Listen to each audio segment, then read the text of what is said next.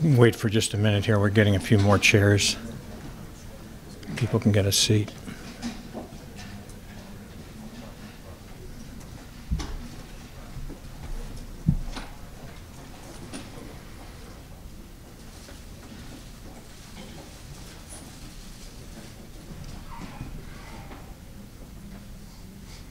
Okay. Good morning and welcome to the Atlantic Council. I'm General James Cartwright, retired, and you're joining us this morning for the Cyber Risk Wednesday, and it is Wednesday.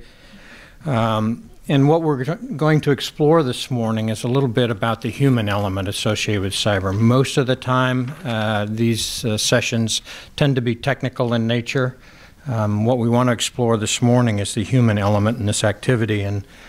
And when you look at the human-centric element associated with cyber, there's always kind of been this rule of thumb for large organizations that about 80% of your cyber challenges, whether they be unintentional, intentional, et cetera, tend to come from your workforce, from the insider. And it is the easiest access point. It is the point that you find most of your challenges in as a large organization. You have what we call cyber herding, but this is the idea that you have layered defenses that protect your organization, technical defenses, et cetera. And they tend to herd the threat towards your workforce because of proximity, because they're inside those those walls of security.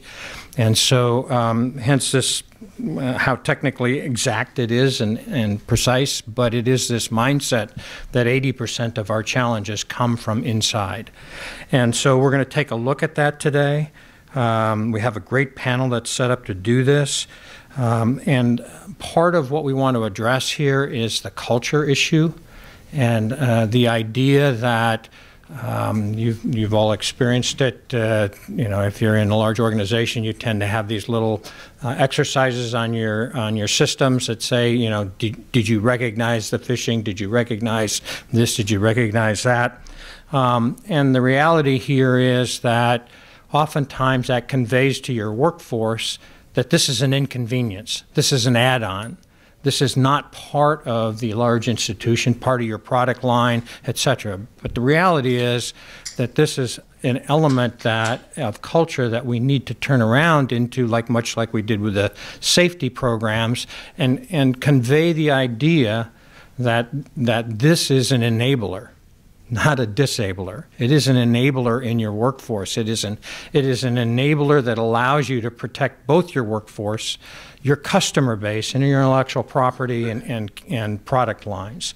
And if you can get that into your culture, then you've broken through in a way that is enabling and rather than disabling. And that's a tough challenge.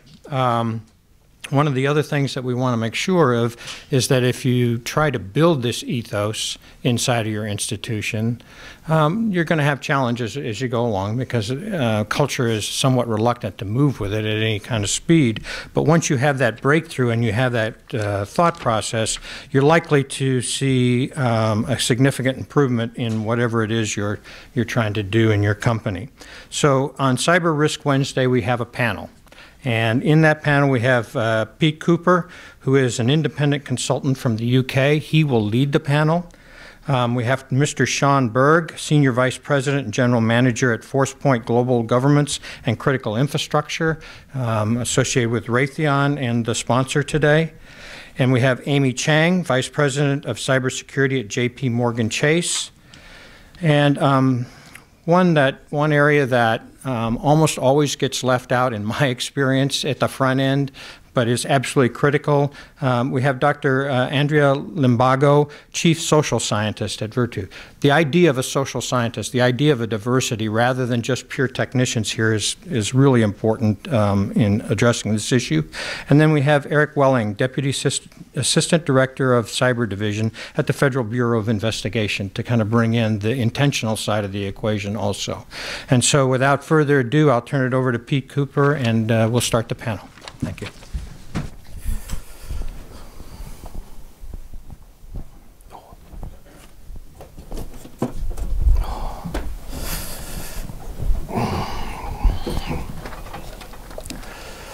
So while the panel are getting ready, so just thank you very much for those of you joining us here in Washington today, and some familiar faces, which is great, and also thank you for those joining online, because it's a really important topic.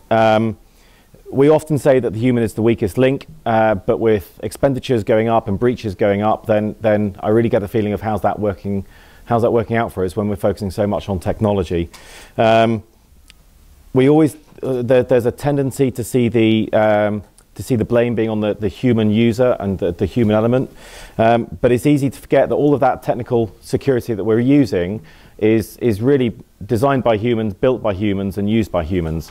So we are the consistent thing in all of our cybersecurity, and that goes for the AI that we're going to use in the future, and all of our technology.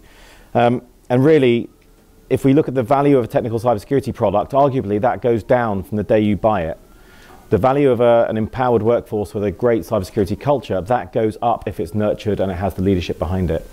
So we've got an amazing panel here today to try and rebalance and explore some of this human element of what we might be missing, what the opportunity might be there, about how we can actually look at this both defensively, internally for ourselves or organizationally, and also to better consider the adversary as a human, the human behind the hack, and not just the technology they're using to attack us.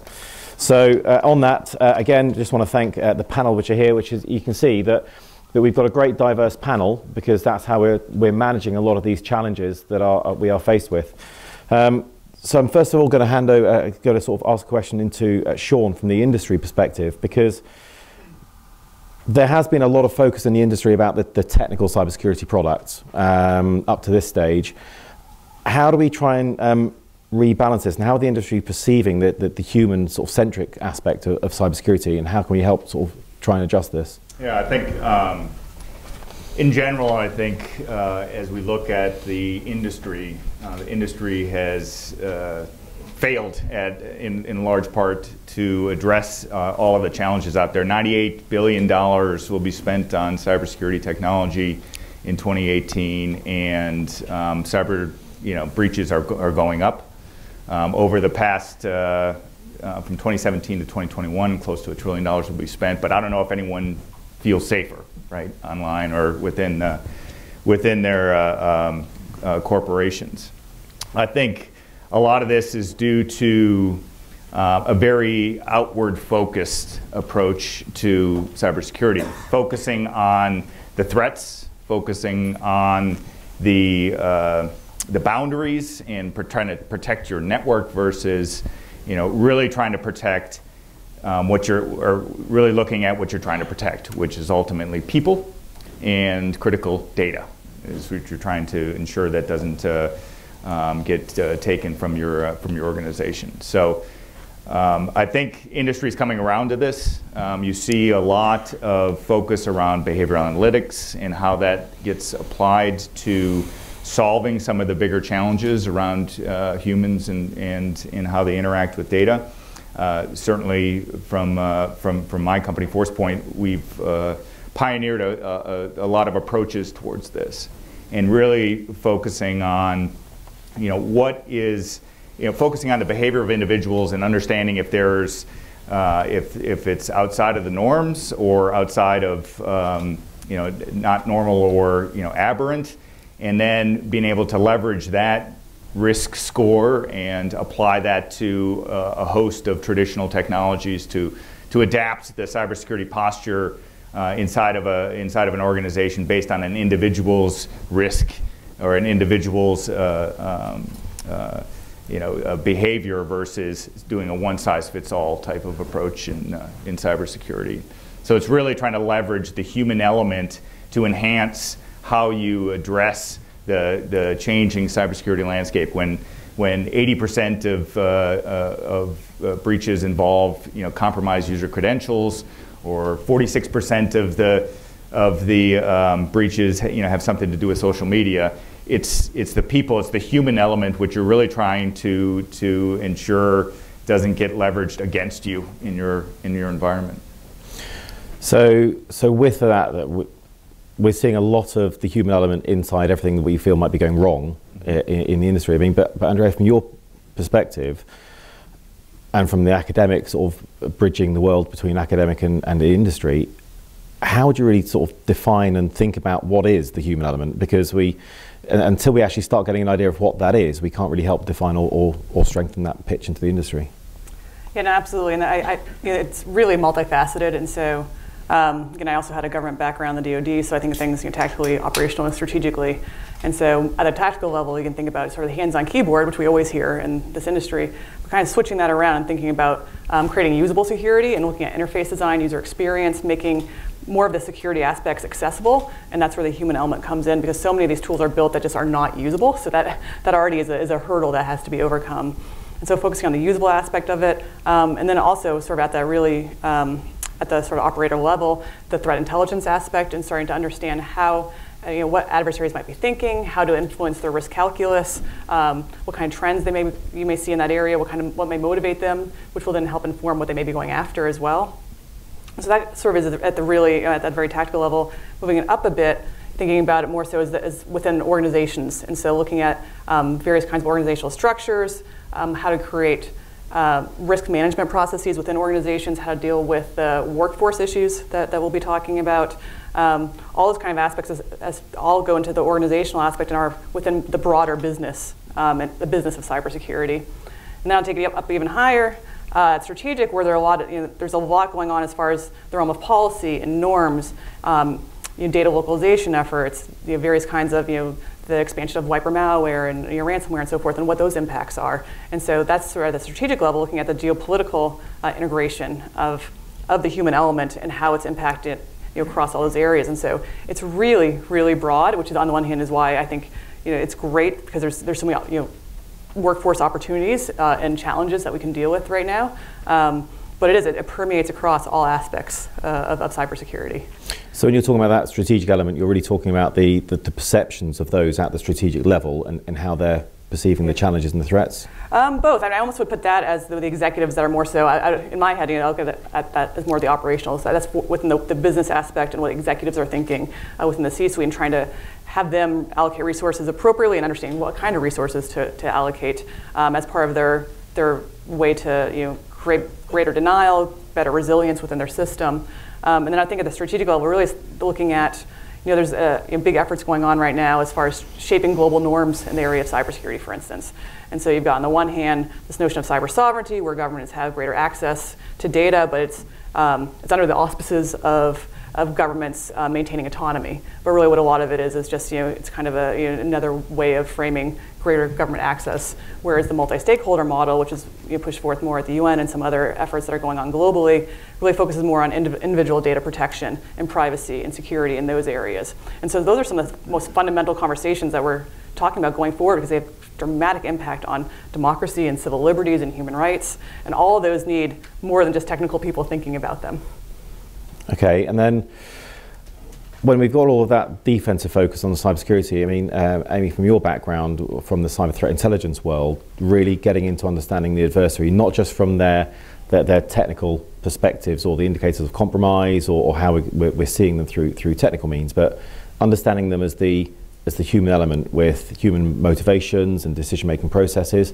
I mean, how are you really seeing the industry sort of trying to get their head around that sort of challenge? I would say for any sort of organization that faces cybersecurity threats, they become pretty overwhelmed with the whole suite of potential threat actors that could be potentially targeting an organization.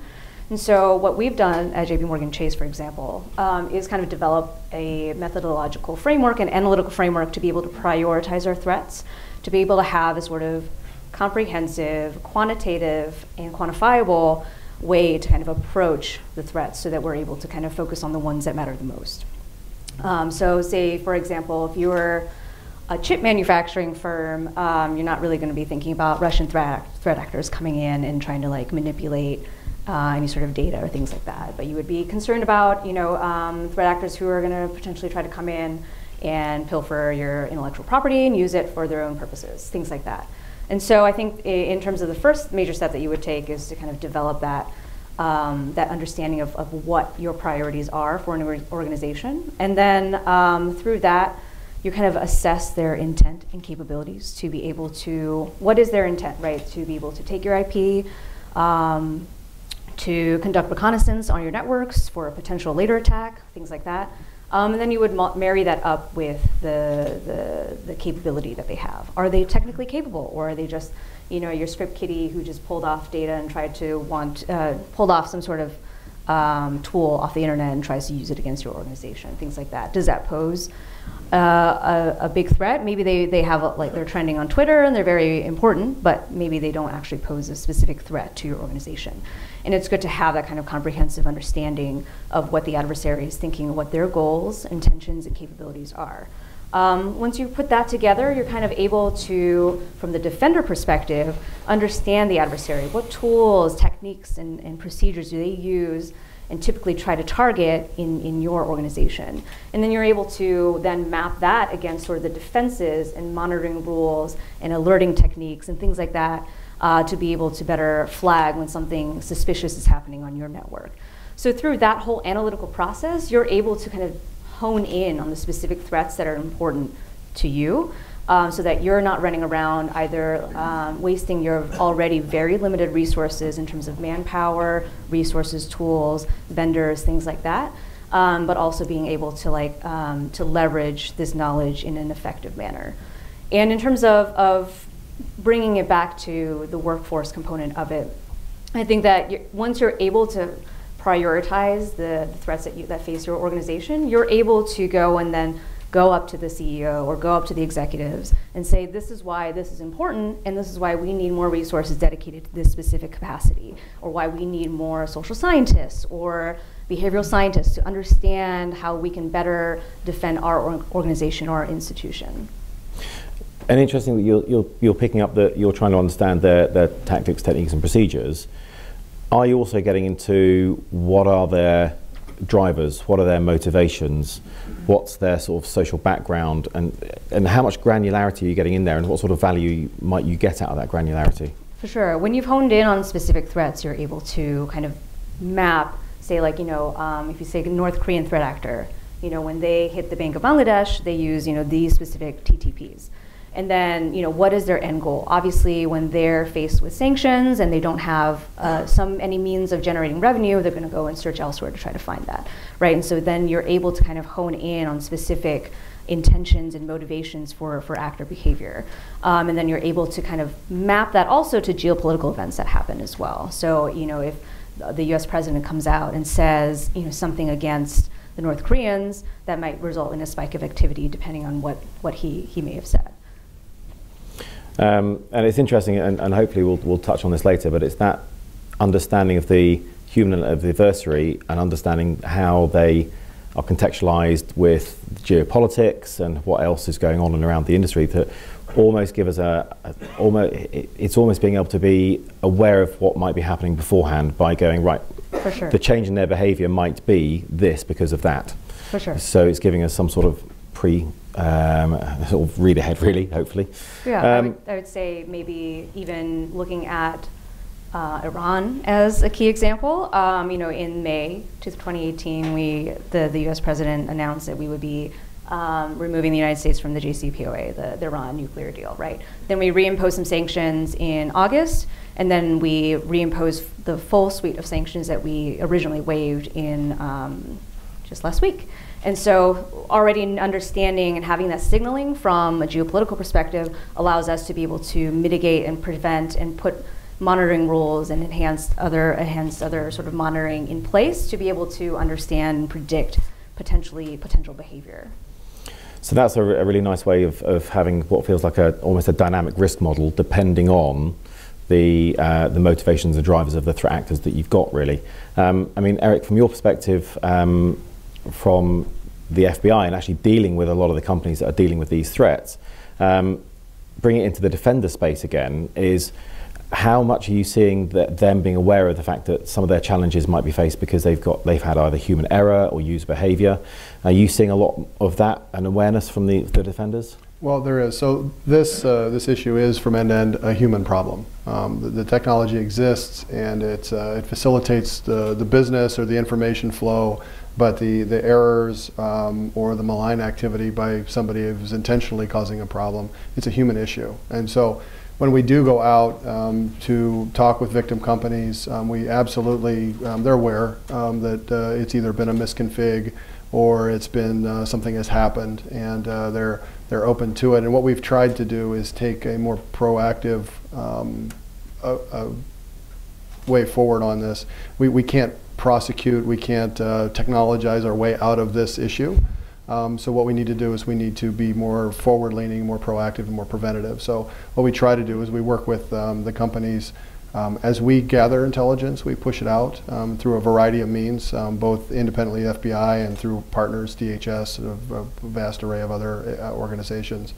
And we try to get ahead of the problem. So we try to go out and do academies for the CISOs and academies for the general counsels and C-suite opportunities where we can share the threat, oftentimes up to classified levels, depending upon the individuals in the room, and share with them what they're facing so that they can then incentivize their spending or their resources to stop it. Ultimately, what we would like to do is pinch down on the noise so that we can really focus on the signal, the true actors that we have to worry about, whether they're individual cyber criminals or they're nation-state issues.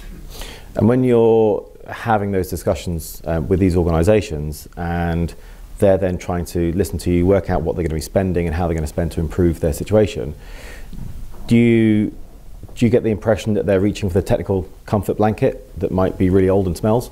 Or are you getting the feeling that they're now trying to reach out for other things, for example, the human element, to try and correct this, or trying to help work with their employees? I think there's a correlation to the maturity of the organization. I think the bigger organizations who have been in the space and have been either impacted or have thought leaders that have come in, they're definitely more mature, and we see them even proactively, engaging with us independently before problems happen. They'll bring us problems and they'll bring us solutions at times. So I think it really depends, which is why it's so important that we really tip the whole thing forward and we act together as a team, both private sector and the government, in order to try to get ahead of the problem.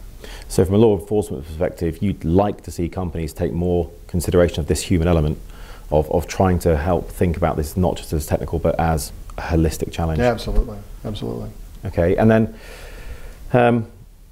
so really digging into the behavioural aspects of it, so thinking about cybersecurity culture, and that's something that we have a lot of organisations that might talk about cybersecurity awareness. We need to make sure our team is aware of the cybersecurity challenges and how they need to be responsible.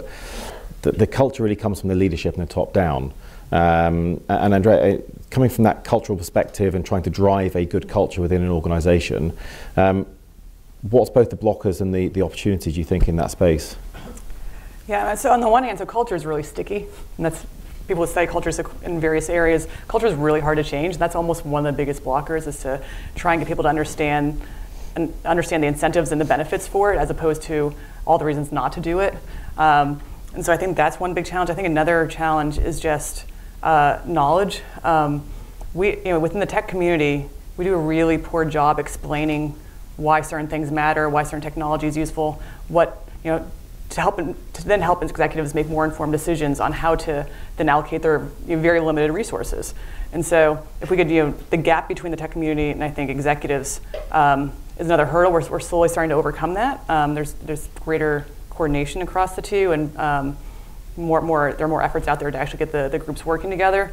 But that alone is it's a language and a bunch of jargon issues that are preventing better coordination across to then help the executives figure out how to allocate the resources that best fit their own company's threat model. And that's another time. There are a lot of challenges, and another one is that it's not a one size fits all, right? And so it's not going to be if you do X, Y, and Z, this will be perfect for your organization, and you'll be 100% protected. And that's where a lot of the the marketing jargon from the security community comes into play, where it's like you'll defend against everything, and on the human element, it's like, well, we know they can get in, and so what can we do to build up more resilient cultures, more informed cultures that do the combination of the social and the technical aspects of it. But there are a lot of there's a lot of improvement, I think, going on. And that's, on the hopeful side, I do think, executives and boards are starting to realize the benefit of it. I think at the individual level, I think really across the last year, I think it's changed a lot as far as individuals starting to take more responsibility to protect their own data and trying to figure out ways they can do that and just raising awareness on their own. And so there are external stimuli that are coming in that are also helping out organizations as their workforce is starting to become more aware of the various challenges and what their role is in it. So again, all what we're hearing here is the real value of what is here, but also, as you say, it's difficult to get that cultural change from the top of the organisation down and embedded in the organisation. So for me, culture is just literally how we do things around here. It's a very sort of basic one. But I mean, for yourself, sort of Sean, if you walk around most of the cybersecurity conferences or cybersecurity sort of vendor conferences, there's lots of shiny blinky lights, there's lots of hardware, and there's lots of software. You don't see many organisations turn around saying, come and work with us, we'll improve your cybersecurity culture. But we're all sitting here going, there's great value here. How do we really start linking this concept in with the senior leadership of organizations to go, there is value here to think about the human element? How do we link this? Yeah, I mean, so I think one of the big challenges around cybersecurity technology and things is that it has a perception of, being a blocker to productivity, to being a blocker to operations and things like that. So we're going to stop you from doing things because this is bad. And certainly from an industry perspective, we are trying to take this human element to say, okay, it's not one size fits all, right? You have really, think of like the TSA PREA, right? Where you behave appropriately, you have a trust within the organization. Why should all of the security policies that you have for across the organization be ratcheted up on you? Should you just be allowed to do what you need to do because you've demonstrated a behavior that is appropriate, and how can we ratchet down some of the policies and things that could enable you to do work? Whereas there may be people in the organizations, based on their behavior, based on the data they touch, based on the role that they serve, you want to ensure that there's appropriate policies to ensure that their access to specific data may be tied to their role or things like that, and have a different set of policies that you apply to that person. So really, one of the big blockers around enhancing the cybersecurity posture within an organization is simply around how you can ultimately not only stop the bad, but also free the good, right? And reduce the impediments on it. Create a cybersecurity policy of one versus the cybersecurity policy of many. And because when you do have that, and I'll give you a good example of this, there's a technology called data loss prevention, and it's all about how do you ensure that data doesn't leave your organization. It's a technology that is out there, fairly mature. But the challenge is because it can impede a person's ability to do their job. So what do? Everyone ratchets down the policies to a point where it doesn't impede anything, but it doesn't do any good then, right? So, but you don't want to ratchet up the policies to protect the data because you're going to impede the workflow. So, but being able to apply the human element to this, you can base those policies based on an individual risk profile that they have within the organization. And there's other tools, right? There's education tools. You can, if you're trying to mail a particular file that's been marked as critical or whatever, you can do a pop-up and say, do you really want to do that, right? And try to address the uninformed or the inadvertent actor out there, which all these efforts around cybersecurity and technology and everything are as much to protect the individual, the human, as it is to keep the bad actors out. But it can't be a one size fits all type of approach. It can't be hyper restrictive because everyone has to do work, and that's where you get the challenges around it. And if you impede a person's ability to do their job, they're going to figure a way around it, and then boom, that opens up a whole another set of challenges for you. No, I think it's a really good point, because as much as we're here talking about, hey, we want to focus on the human element, it's that intimate relationship between the human and the technology. And if we can make the technology or the security technology transparent to the human, then everything just works. And as we go forwards and trying to help improve the human element, it's making that work with whatever is in place, and putting the tools and processes and everything else to help make that happen. I mean, you also bring up a really good point of the fact that it's the almost the carrot and stick of if you do something wrong, then you're going to get punished. I mean, from a cybersecurity culture perspective, for yourself, for Amy, is in trying to really drive that cybersecurity culture. How do we flip this from cybersecurity being a negative thing that people think about to actually, I want to think about how can I do this really well, and people being proactive in, even at the user level of, hang on, I might have clicked a link, and then telling the cybersecurity team straight away saying I might have made a mistake. How do we make this a positive relationship instead of a negative one? I think a lot of it drives from the leadership in being able to kind of boost morale in making it not a dirty thing, not a negative thing, right? I would say that providing a sort of cybersecurity policy or culture within an organization that allows people to be flexible and to be able to, I would say I'll say first from the defender perspective, to kind of experiment with different types of tools and techniques and try to push towards like changing the way that we do things. Sure, like you come into an organization, you're like, this is our SOP, these are like 5,000 SOPs that we do to like mitigate any sort of potential threats that we have to the firm, and you have to follow all these rules and do all this stuff.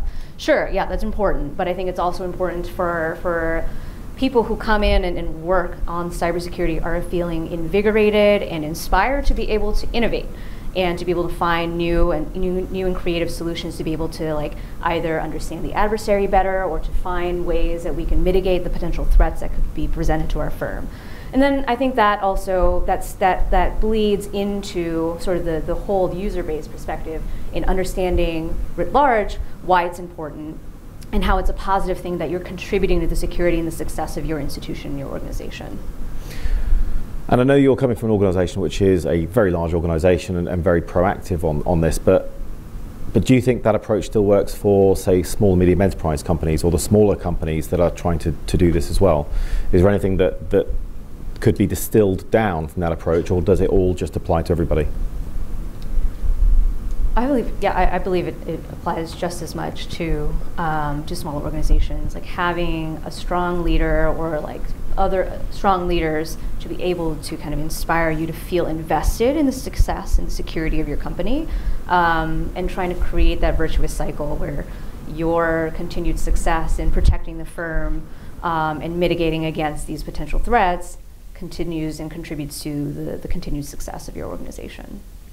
No, that's actually quite heartening that actually from everything we're talking about here, it's applicable to everybody that is a cyber defender or trying to protect their organization. And that's actually, it's coming down to thinking and leadership and the organization actually thinking about this as they go through it.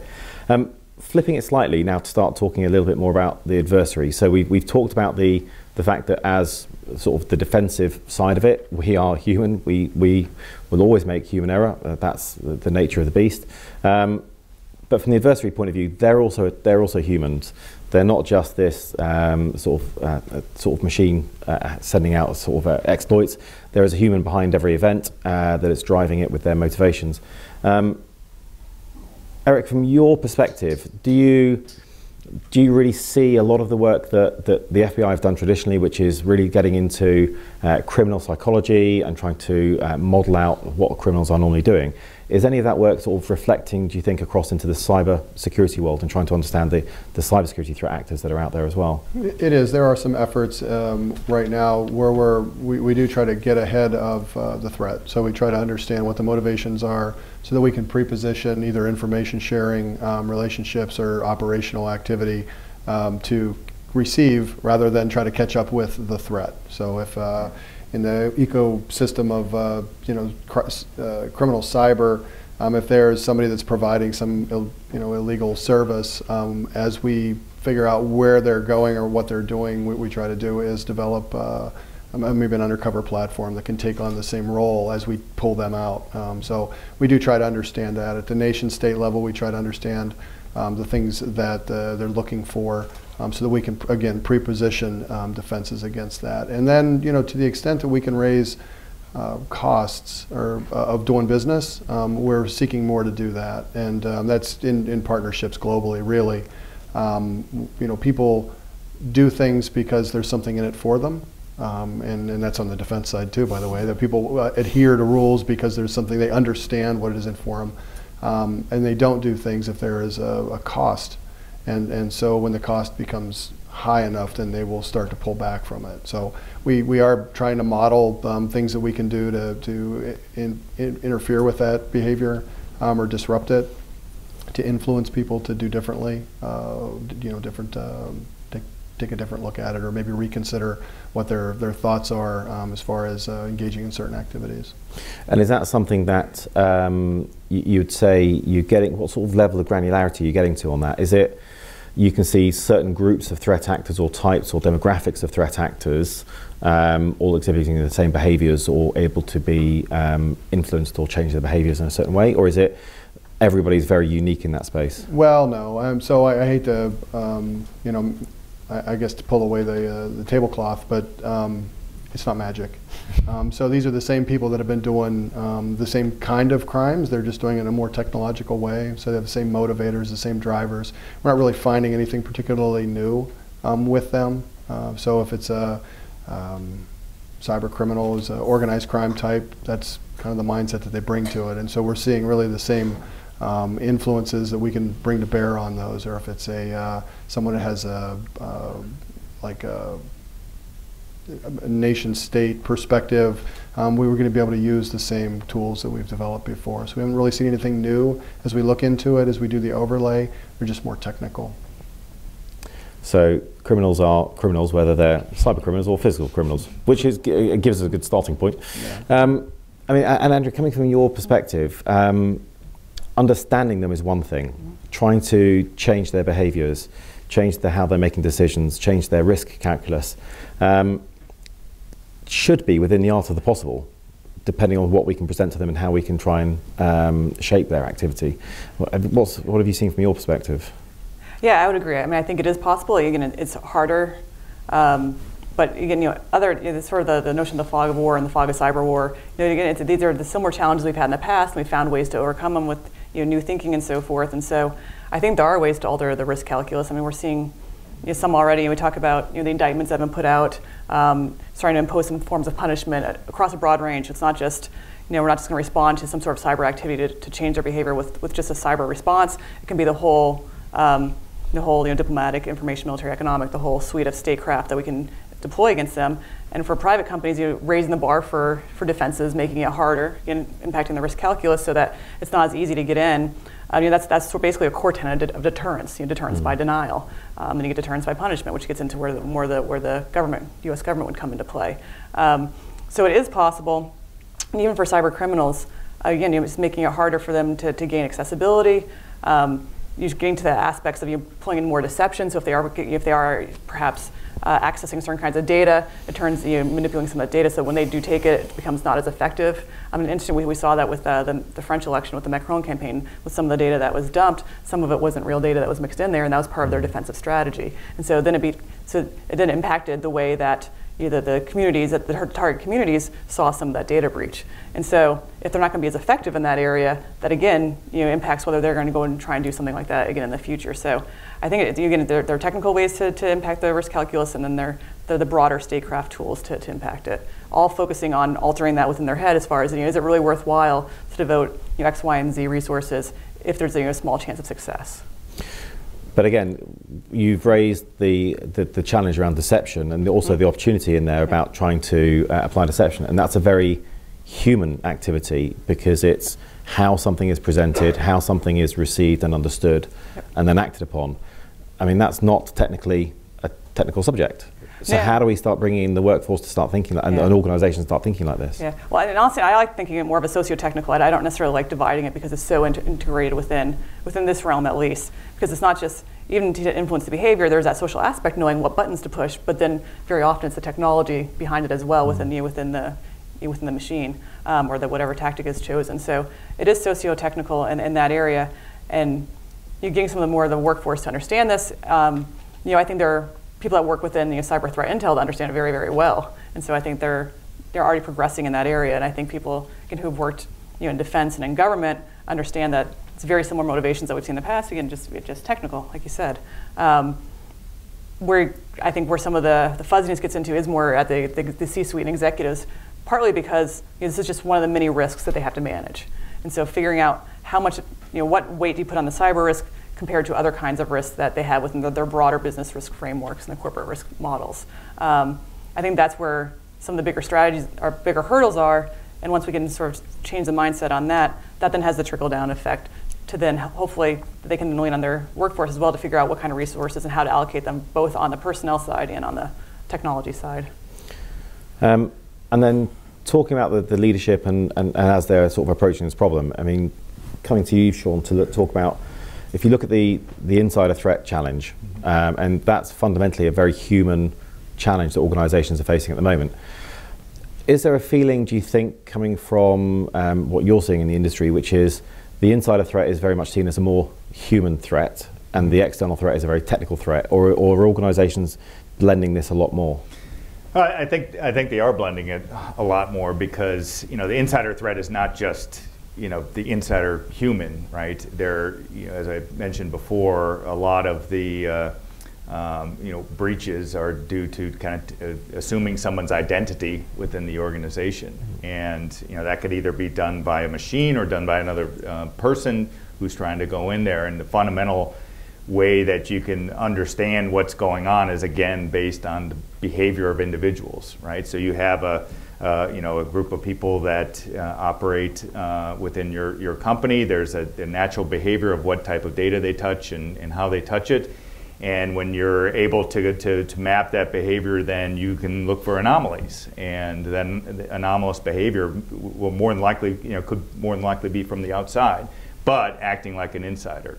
And so that's one aspect of it. I think another big aspect of insider threat is protecting people. So insider threat is not simply trying to restrict data exfiltration. It's also can be used to prevent harm against self or harm against others and those types of things. I think as you look at how to identify anomalous behavior, risky behavior, and those types of things, it opens up a whole new host of ways to protect the organization. And if you're an employee operating within your company, you want your credentials protected, right? So being able to ensure that when you're operating in your environment, that you're authenticated by your behavior as well. So there's a whole host of different approaches now that you can look at the insider threat challenge and problem, and it goes so much further than the traditional way of how do you keep people from doing bad things, your own people from doing bad things on the network. It goes much further than that based on the threat landscape and based on how adversaries look at going after a company. And actually, there's been a lot of really good academic work on insider threat and the psychology of the insider threat.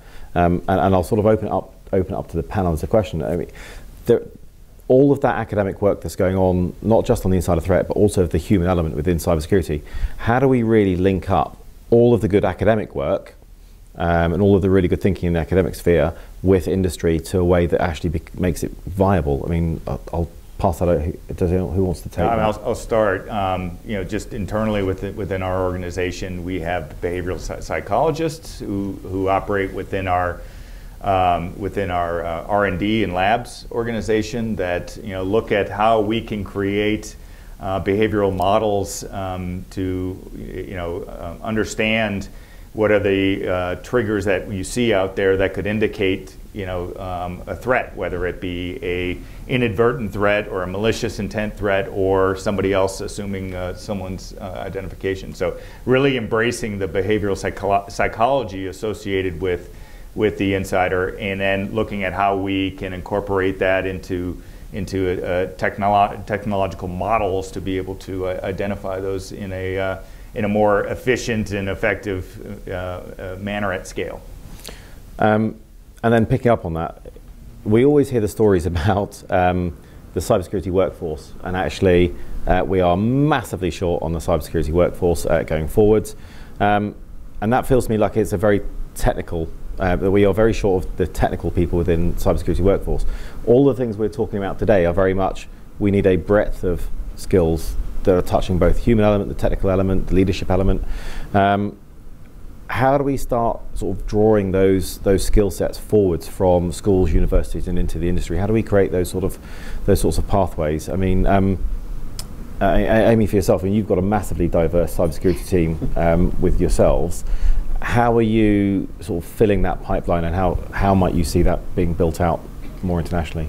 Very simply, yes, diversifying the requirements for who can be a cybersecurity professional is the most important thing that organizations can take when expanding or thinking about cybersecurity for their organization. And I think that a lot of organizations are coming around to understanding that you do need technical experts, but you also need people who are able to translate that technical information and sell it to funders, sell it to executives, sell it to other types of consumers who are able to make and who do make decisions about the firm's direction or the firm's cybersecurity posture based off of that. And I think, as we also become just overwhelmed, you were talking about earlier, where you go to a cybersecurity conference and there's just like rows and rows of vendors telling you that there's this amazing shiny object that you can buy and like integrate seamlessly with your SIM and your platforms and all this stuff. And then ultimately, like, if you don't have someone who understands how to translate all that information into why it matters or why it's important for your firm, you're going to be at a loss. And so I think ultimately just like diversifying and understanding that the value that other types of people with different backgrounds can bring to your organization. And Eric, from your perspective, again, with all the work you're doing in the FBI, you've got some amazing international partnerships that take effort to manage. You've got everything from the behavioral psychology into the legal team, all of which have a really good understanding and drive for good cybersecurity and countering cyber risk. How are you seeing it from a more government perspective of trying to get the right workforce in and the right, really well experienced workforce in there? Well, so what we've done is we have a cyber division within the FBI, and that's really the focused area where we bring together the specialists that have the broad spectrum of cyber skills, whether it's technical and legal, behavioral. But what we're doing is we're pushing that out to the rest of the organization. So in fact, every division within the FBI has an element that is looking at cyber through that lens within their division, whether it's counterintelligence or counterterrorism. We have people that are specialists in those areas that we're training up for to meet the cyber mission. And so every new agent that's going through is getting cyber basic. We have 80 legats, or legal attaches in embassies around the world that are getting basic cyber training so that we can have these conversations with everybody. I think the director's vision is for the FBI to be a cyber organization and not look at it in kind of siloed threat pieces, but really every one of the threats is going to have a higher technological piece to it, and everybody has to lean in, and that's on the intel side, the training, operational technology, all of those things. So we're really just pushing, recognizing that it is one thing. It is all together. It's not, it can't really be broken out. So currently, a lot of the sort of siloed activity and siloed disciplines, and as you're saying, they're trying to work across those silos. I mean, Andrea, for yourself, I mean, from all the work you're seeing, do we have a lot of those silos that are still in place, and how do we start breaking them down so we have really good mixed discipline approaches to the cybersecurity problem, so that we do think about the adversary as a human, we do think about the human aspect in cybersecurity. How do we break down those silos so we work better together? Yeah, so there, I think at the academic level, I think those still certainly exist within academia, and just from knowing a lot of people still pursuing, say, political science, for instance, trying to figure out the greatest, the next policies and strategies. With some that are pursuing more of a cybersecurity slant to international relations are being told by their advisors that it's not political science, it's not enough of a human element, they're doing too technical research. And if they go to computer science, they're told, no, there's too much of a human element, it's not technical enough. And so there are those silos that are within academia for disciplinary silos. But the good news is those are starting to change, and there are a lot of programs popping up across the country in academia that are basically interdisciplinary programs. And so I think that movement, and hopefully we'll start seeing more and more of that to bring together the different groups, because not only does it allow the technical people to be able to, to translate, but it then also provides people who work more in the social behavioral some more technical background as well. So it bridges that gap. And then I'd say, within companies now, really one of the biggest hurdles I see still is within the way job descriptions are written. And so that really is one that we talk about a workforce gap. I know I've met plenty of people who are looking for a job, and they keep looking at the descriptions, and they either have 20 different requirements. And so getting anyone who studied people as they look at descriptions and whether they're going to apply or not, the more requirements that are in there, the less likely certain groups are going to be to apply. So you're going to get the same kind of people applying to those jobs. And then a lot of those descriptions are still outdated. They're based on understanding a language for 10 years that's only been around for 5, like those kind of things that are going on. And so really modernizing those, and then also moving away from a bias against hiring junior level folks. And that again, at the junior level, a lot of people who do have the cybersecurity skills, even master's level cybersecurity degrees, are getting turned away because they don't have experience at a corporate level. And so basically opening the mindset to that as well, and understanding that, well, if you bring in someone junior and actually invest in training them, not only is that good for the person who's doing the training, that helps them with their own professional development, it brings in another person, and then also helps build that culture.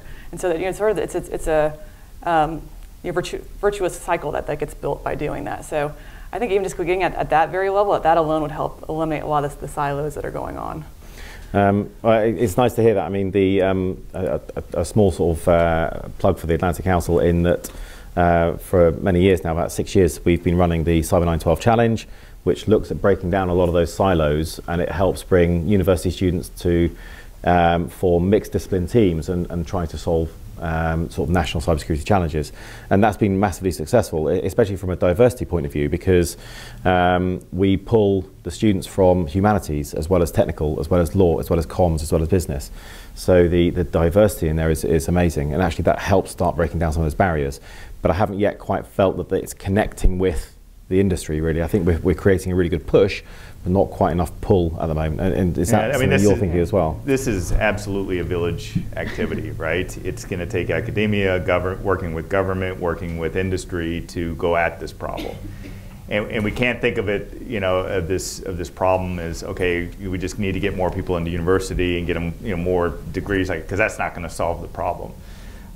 We have to be thinking about this challenge as even a national security issue, where people don't have to have a 4-year degree in order to be successful in cybersecurity, just as they don't have to have a 4-year degree to be successful in software design and manufacturing as well. So we have to get beyond any sort of norms that we think are out there and look at vocational ways to address some of this challenge. And really it's the partnerships between government and industry and academia that are going to go after this and have to solve this.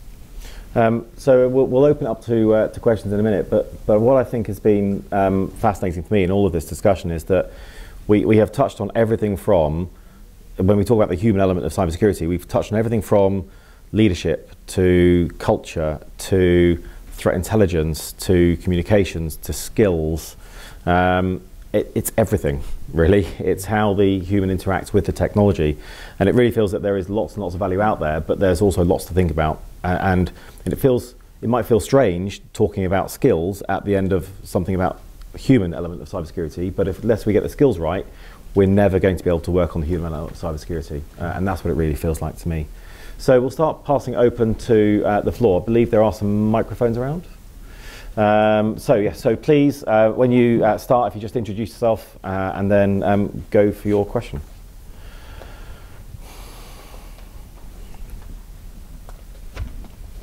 Ken Dillon, CNC Press.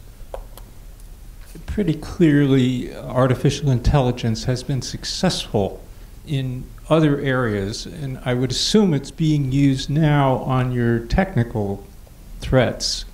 But have people tried to devise methods of artificial intelligence to deal with these human problems? So,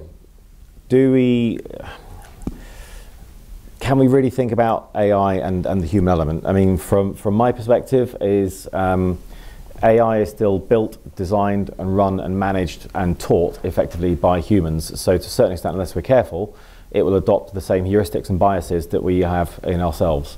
And I think we're already starting to see that in some of the industry perspectives. But I'll open it up to the panel for a perspective on how we try and think about this from potentially using AI to help us.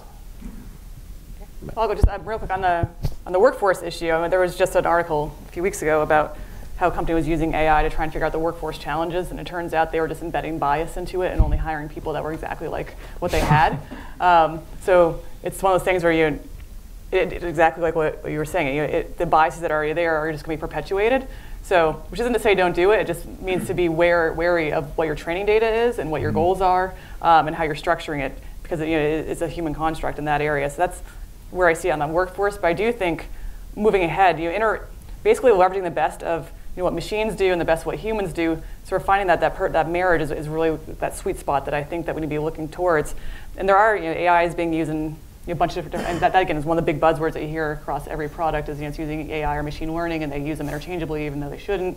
And so that is starting to be used both on the defensive side, but adversaries are then deploying it as well, right? So that the adversarial machine learning also is a growing area where academia is doing a lot of really interesting research. So I think building a better defensive, basically helping automate a lot of the rote processes that actually can make analysts then focus more so on the critical thinking that they do best is really a nice way to start moving forward. I don't see it as a silver bullet. I see it as sort of another tool to actually help enable the analysts. But again, just being cognizant of the biases that are inherent within it. I mean, again, it's one of those things that it's that next wave of the technology that will save us. It's that typical sort of, it's the standard dialogue that we have for a lot of new technologies as they approach. And actually, it's not just the technology will save us, it's how can we weave in the technology to what we're doing right now with the human element and never really forget the human element in the background. Next question, sorry. Hi, Robert Schroeder with International Investor. I'm a little disappointed in this panel in one respect. Thus far, I feel like I've heard a polite conversation which still says, well, there's a lot of bad actors out there. If we could just help our employees with better practices, we could avoid some of the negligence that allow these breaches to take place. Well, we've been following this issue for some time, and what we found in a recent report was that there's money involved. A lot of this is not negligence, it's intent. And I didn't hear anything about that, but that in more cases than not, employees are purposely leaving back doors open because there's some complicity here in terms of money exchanging hands for the information that's allowed to go out. So a lot of this is not just teenagers or even foreign entities in some cases, although that's often part of this picture too. But rather there's financial motivation here. And I'd ask our FBI representative, if you would, and you could just speculate for us, what percentage would you suspect, not having proven or in a court of law proven, but what percentage would you suspect that there might have been intent involved in some of the breaches that you've investigated? I would think that of the things that we investigate, more often than not, there is an intentional act by the external actor. Internally, right? So I think that changes the calculus, and I think it's maybe smaller smaller than you think, but not non-existent. So we do prosecute people for their insider behavior, for their causing the breaches or being involved in those. There are conspiracies, and we do work on those cases. So we have seen that, certainly. I think that you raise a good point. I mean, that a lot of the motivator out there is money. Is however it's involved. A lot of that large motivator is money. There is an element of people being disgruntled and wanting to disrupt to a certain extent, or nation states who want to attack trust in critical national infrastructure or national services. But I think that, I mean, what we were talking about especially when it comes to the motivations and changing behaviours and changing risk calculuses of those adversaries, it's a fair point though, is that does that change depending whether it's money as a motivating factor or whether it's disgruntlement or whether it's just a nation state wanting to attack something? Do the principles are the same? Yeah, you go. Every breach you look at, that information is worth money to someone. Mm-hmm. Now, that may not have been the original intent, but I can tell you that information is valuable. So, it certainly can be suspected. I think one of the ways that we've approached this now is every time that there's a breach that we get involved in, we open a criminal case on it. We presume, though, it's a national security problem. So we will run parallel cases, and one of the reasons why we prefer to look at it through our criminal authorities. The FBI is both a national security and a law enforcement organization. So we look at it through our criminal authorities because it makes it easier for us to bring consequences, and it makes it easier for us to share the information. So we'll open a criminal case on everyone, and we'll pursue it as though it's national security, and then if it turns out not to be national security, we'll just follow that line, if that's helpful.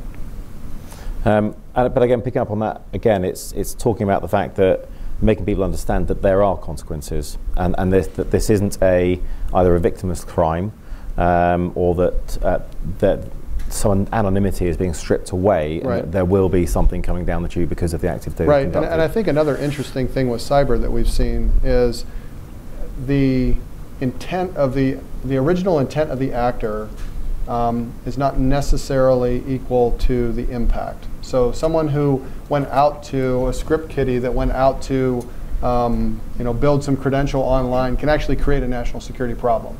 And so that's why we have to really look at it, every one of them, in kind of a holistic way. Okay. Next question. Hi, Jack Goodman with the Society for Industrial and Organizational Psychology. We heard some talk about the need for collaborations between government, academia, and industry to address some of these problems, and I was wondering if you could speak to what you thought were some of the areas or most pressing concerns where this sort of collaboration can yield solutions in workforce or developing practices and best standards, things of that nature. I mean, I'll throw that open to the panel because you've all got some amazing sort of and very diverse experience, but Amy, do you want to take that first? Yeah, so in addition to working on the cyber operations team at JPMorgan Chase, I'm also a liaison to an organization that was created about 2 years ago called the Financial Systemic Analysis and Resilience Center, also known as FSARC, which is a collaboration between 15 critical infrastructure designated financial institutions, so like JP Morgan, Morgan Stanley, Wells Fargo, things like that, the US government, and this organization called FSARC. And so basically what we decided to do at FSARC is to look at risks to the financial sector from a systemic perspective. Obviously, we're all very interested in protecting our own firms from cybersecurity breaches and incidents and things like that. But I think it's also important if we have another, potential threat actor out there who's attempting to take down the entire financial sector, it's important for us to work together and to be able to work with the US government to be able to have that kind of collaboration and channel open, so that if something comes up and it's necessary for us to collaborate, that mechanism is already in place. And so that's just one example from the financial sector where there is collaboration across sectors. And there's a whole host of organizations that help do this, as well as Department of Homeland Security has efforts around providing guidance with respect to cybersecurity policies and procedures, and you have NIST frameworks, and you know, I mean, you think about just the defense industrial base. Not necessarily the bad actors are not necessarily going to go after the Raytheons and the Lockheeds of the world. They have very strong cybersecurity defenses. But taking a couple of steps down into the suppliers to those weapon systems and things like that are, you know, have inherent vulnerabilities. You talked about SMEs and ensuring, you know, their approach to this challenge. If you're a bad actor, you're not necessarily going to go after the hardest point. You're going to go after the weaker underbelly of these challenges. So really, those organizations and, you know, and their guidance that they put out there is really, really important. And that's a good demonstration of how government and industry works together to try to create a much tighter cybersecurity posture across the U.S. And I'll certainly make a shout out as well for, there's a lot of really good work happening in the UK, for example, where NCSC are doing a lot of really good focus on what's the really key human elements of cybersecurity that we need to think about. And that's certainly got academia and industry very well embedded in all of that work, because people really understand that, again, as we've already spoken about, we cannot do this in stovepipes. It's a case of this is a whole of government, whole of national challenge, therefore that's how we have to approach it, is a mixed discipline with everybody working together. So, any other questions? Yes. Thank you. Voice of America, Russian Service. As gentlemen started to speak about external threats, can I ask you about present threat from particularly Russia? You, please. And for banking sector and for the state in general, because there was about 2 years now from all this campaign about meddling in the U.S. elections. We know more now about Russian cyber activity. We know that most of it, and a lot of it, comes from state structures like military intelligence and so on. So what's the present, what's the present danger in this very moment from external Russian activity for cyber space in the United States? And another question to you. Did you discuss Edward Snowden case in your scientifically? So in terms of human behavior. Thank you. Thank you for the question. To give Eric some time to think about your thoughts, do you want to pick up first on the last bit of the question? Sure. Yeah. On whether I've studied the Snowden case, and so I've not studied it or written about it. The one thing I can say as far as what I've seen, just as an anecdote, is what it did as far as dividing government and the tech community for a while. And we saw that immediately going to some of the security conferences as far as the impact. Government tends to go to some of the like black hats and so forth, line out the door for asking questions, and a lot of them very antagonistic. That has changed over the years, which is great. But it's taken time to heal those wounds. And so while there's a broader issue of the disclosure of those documents, which I won't address, the lasting impact as far as collaboration, which is one of the other questions, I think, I heard it quite a bit, and I think we're starting to recover, but it's taken a while. And so it's had a lot of perhaps unintended consequences as well that people don't necessarily think about.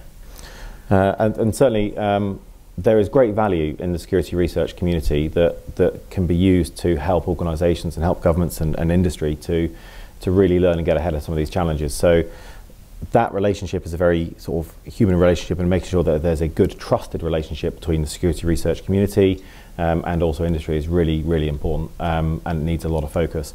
Eric, I'll pass on to yourself to see if you can answer that question in your own style. Sure, I'm going to give you a little bit of an unsatisfying answer, but what I'll tell you is this: we have seen within the cyber criminal ecosystem definitely a development of specialty work. So we have individuals in the cyber criminal world that have developed either malware production or bulletproof hosting, a whole variety of skills that they trade back and forth. At the same time, what we've seen from the nation states is there's the typical normative nation-state behavior that generally has been agreed on that countries will do or can do. And then we have seen a handful of countries that have gone outside that normative behavior. And they have collaborated with criminal organizations to conduct hacking operations for a whole variety of reasons. I don't want to get too deep into it because there's obviously some advantages that I don't want to give away. But we have seen, and you can take away some of the indictments that have recently come out as far as some of the actors that we're interested in. Sorry, you should just get the microphone first. Oh, just. Okay, go on, Amy. Sure. So, from the financial sector perspective, I would say that we're all concerned about major threats, nation state or criminal, that have the potential to affect our operations. I think from an operational perspective, the financial sector being so closely intertwined with other economies as well as U.S. government also provide would provide value for a nation state actor to try to get insight on. So I would say from when we're looking at a threat such as Russia, we want to be aware of the intent of and the capabilities that they have to try to get the information that they would want to get from the financial sector. No, that's not very satisfying. But picking up on some of the themes that are there is that as much as saying that there is a financial motivator for a lot of attacks, a lot of these attacks now are really impacting public and consumer trust in services. And actually, the cybersecurity challenge isn't just, or the challenge of the cyber domain isn't just technology, it's how do we maintain trust in the services that the consumers use and that the nations use, whether that trust is the election infrastructure. An election infrastructure or the system is more than just the machine. It's the ability to have a candidate able to give their own message, that message to be heard and understood, people vote on it and understand their vote has counted, and then the candidate is declared. That's the system, it's not the machine. Securing that as a trusted system is way more than a technological problem, which is why we bring in this mixed discipline. How do we as humans understand that and relate to it? Which just raises the challenge slightly as not just technology. So yeah, right, sorry, another question. Hi, my name is Jack Krapansky, unaffiliated. Can you give us a sense of, are we making progress or not? We talked about spending a lot more money, but a lot more breaches occurring. But do we have actual data and metrics where is the raw number of breaches occurring increasing, or is it the media coverage that's increasing? I'm going to break that question just in two different pieces, really. So the first one I want to sort of try and pick up on is metrics. So we're spending a lot of money on cybersecurity. Where's the hard metrics to show us what's working and what's not working? I mean, from a sort of perspective from academia, is that how are you seeing this? Yeah, and so yeah, just based on my reading of academia, since I'm no longer in it, right? So I don't want to mislead what they may be pushing forth. So I think metrics is one of the big challenges. Partly, it's a data challenge, but I think we put too much of it's almost a cop-out to say it's just we can't get the data. But there are some issues as far as incentivizing companies to actually acknowledge that they've been breached. And so for a very long time, that incentive wasn't there. And so we didn't have that data because of reputational damage, financial damage, and so forth. They were incentivized not to talk about actually being breached. But with GDPR and with, I think I've heard last week, we now are up to like 52 different data breach notification laws in the US. Companies are now being incentivized to disclose that, and so some of that data is going to be more readily accessible. And so whether it's, which isn't necessarily the metrics question, but it gets into the data that feeds into the metrics. I think there will be more data there to evaluate that. I think spending, how much you spend on it is probably the worst metric, just because it doesn't mean how are you spending it efficiently or not? What are you spending it on? Are you just trying to glob together a bunch of different technologies and have like your Frankenstein architecture, or are you training your people, which may last? And so it's, the metrics are going to be hard, and then even talking about having having zero compromise at all. Again, what we mean by compromise, is that actually deflecting off of DDoS? Is it actually preventing the data from being stolen? So I think we need to think a lot smarter about that and what those metrics are. And I think even like in HBR, at Harvard Business Review, there's discussion going on what those proper metrics should be to define whether we're succeeding. I do think media is paying more attention to it, and I think that's why we see it on the page almost every single day. But I think it's a combination of media seeing it more, companies being more open about it actually happening, and then the greater awareness within the population is also out there. So, I mean, Sean, from the industry perspective, I mean, this is key for yourself. Yeah, I mean, I think what you're seeing out there, and you can see it in the technology that's coming about, is a lot more focus on behavior versus threat. Simply, focusing on the threat and the external coming in. I think you're seeing a lot more new technology coming in to understand the human behavior approach to this, the inside-out approach.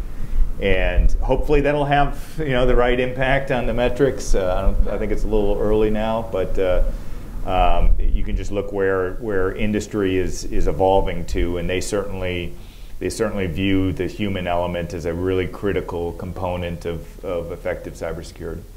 But a lot of firms will currently struggle with trying to present metrics on technical cybersecurity measures. Yeah, for sure. As we move into this, hey, let's focus a lot more on the human aspects of cybersecurity, which might feel slightly more diffuse than a hard technical thing. How do we help companies understand the metric of the human element? That's a good question. I mean, I think certainly understanding the impact of the humans around data breaches or criminal activities and all these associated risks and challenges. I think understanding what is really tied to a human, what is tied to an external actor taking over a human account or an individual's account, and so what's really inside versus outside, and then you can start being able to understand what level of impact that approach has. Okay, and what we'll do is I'll use your question as the final question, but I'll take one more question from the audience and then I'll roll that in towards the end. So, any other questions? Well, that's good then. That's the final question. So, I mean, and I'll go across the entire panel. Is this working, really, from a cybersecurity perspective currently? And actually, what is it that we think, and just sort of from your own perspectives, is what would we want to change, and what could the future look like if we do? And I'll sort of pass that on to yourself. I think we're starting to see signs of change, and so I think it has not been working terribly well in the past. But I think there's progress being made. It's being elevated to be more of a business imperative. There's greater academic research on it. Industries are paying attention. Government's getting much more involved as far as responding to various kinds of attacks, again, the indictments and sanctions and so forth. I think all that together is holistically moving us in the right direction. But again, one of the things I think that will remain frustrating to me is that we talk a lot about the humans as the weakest link, and I think we need to move beyond that. I mean, we're not going to take the human out of the loop on these things, at least not with the foreseeable future. And so building technologies that are more accessible and take into account sort of the human behavior element of it. And technology can do that. And I think, again, it's a cop-out just to say, well, it's just the humans, and so it's not the technology. We need to have them work together, optimizing what each one does well, and just making it more usable. If a defense is don't click on that link, that's really not a terribly creative defense, right? So I think we can move beyond that. What would you like to see sort of change as we go forwards? I think more partnership really is what we're going to have to continue to do. The way I would characterize it is pretty much everybody knows what happened on 9/11/2001. Most people don't know at the end of that week in South Texas, a barge got outside the ship channel and crashed into a bridge, knocked out 2 spans, about 8 people died. And I found myself standing on the bridge of that barge, and it was like 3 o'clock in the morning, so it was dark, and you could see from the headlights of the barge just the tip of the ship. Right, they had all these barges lined up, and I asked the driver, I was like, how much does this thing weigh? And it was 120 million pounds of coiled steel. And how fast was it going? It was going about 7 knots. How long does it take to stop? They said 200 or 300 yards. And so at that time on that boat, they could only see the bow of the ship. And so 2 minutes actually before any steel touched concrete, that accident happened. And I think in a lot of ways, that's where we're at cyber-wise, is a lot of the hacks that we're seeing and the results that we're seeing right now are manifestations of past mistakes, things that are coming to bear now that we're just seeing. But we've changed how we're doing business. So we have better channel markers now. We're training our captains better on how to run their ships, and these partnerships are giving us better headlights so we can look out and see things better. So I think, if I could predict, I would predict in the future we'll see, of course, a continuing growth in this industry and the problem as it continues to proliferate across everything that we do. But we're doing business better, and I think we are getting better. So I think partnerships is the key. And for yourself, I mean, is it working? And what else would you like to see happening around the industry and globally? I'll say there's two things that I would like to see change. First, building off of your point, is not only do we need more partnerships, but I think we need more trust building with those partnerships to be able to understand that we're all fighting the same thing. We're all trying to, like serve our country first, things like that. To be able to understand that, we have the capability to work together. We just need to kind of cross those barriers to be able to, share the information and to kind of leverage those partnerships to actually have some sort of actionable, some sort of results come from that. Then that would lead me to the second question, which is the second point, which is that I would like to see a greater worldwide and global awareness of cybersecurity challenges, both at a human level and a technical level. You see a lot of these incidents that happen worldwide, and it's a smaller bank or a smaller institution that doesn't have the capacity or the awareness to understand that they need to patch this vulnerability, stop using Microsoft Windows NT or whatever it may be, and then to be able to kind of have that awareness to protect the industry as a whole, or like the sector as a whole. Yeah, I certainly agree with both of those statements and the importance of partnerships, in this, and that we're all in it together.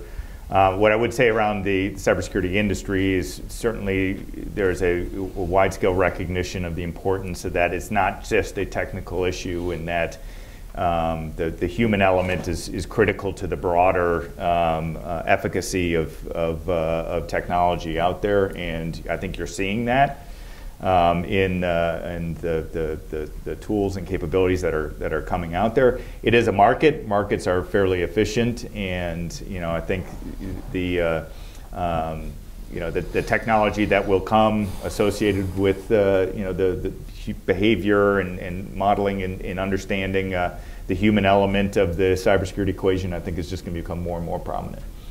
No, thank you for that. I mean, from my perspective, I think we're slowly building up the awareness, and certainly events like this, and thank you to all for you guys to come, is that the more we can talk about this, there's not just being a technology challenge, the better and faster we become.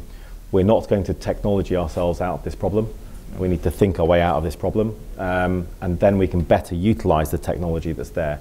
We can have the better culture, and then bring this diverse requirement of people in that I don't think we currently have yet.